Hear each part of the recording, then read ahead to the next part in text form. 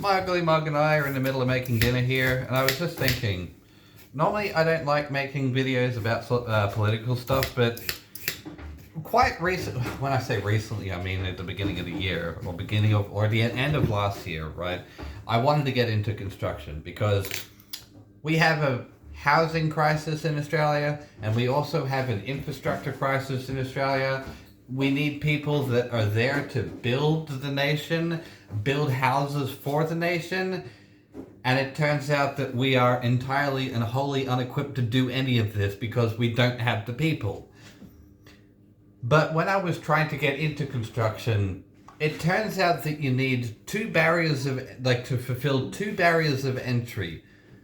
You need to know people that are already in construction, and you need to already be working in construction as a potential prerequisite. So if you wanted to start your apprenticeship in Australia, you have to either already have the skills, already know the people, or already be within the industry. Now, we are entirely unequipped to do any of this, because if we don't have the people that have the skills, then we've got to outsource them from somewhere, right? Where do we outsource them? But we also have this other problem in Australia where we have areas like the one where I live, where we have high unemployment and a TAFE that is just down the road. So we have these two problems where we've got a construction, like an issue where we have people that don't have the skills, and we have TAFEs that don't provide the sort of the education for people that don't have the skills to go and attain those skills.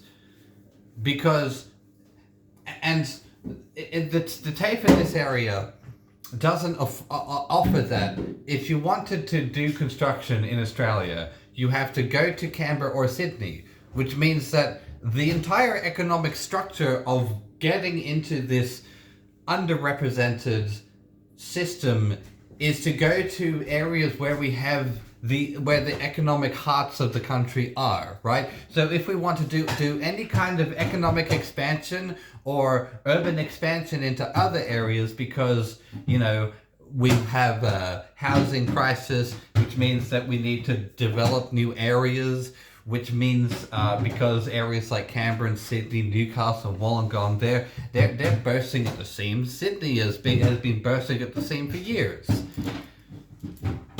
It feels to me like in order to build the construction industry in Australia, you need to reduce the barrier for entry and provide that education in areas where you have high unemployment. So you are developing the economics of those areas, developing the skills in those areas, and using an already established system to do all of those things at once. Why has nobody figured this out? Like, I feel like this is a no-brainer, but for some reason, I don't know. If anybody knows what's going on, put it in the comments below, because I'm confused.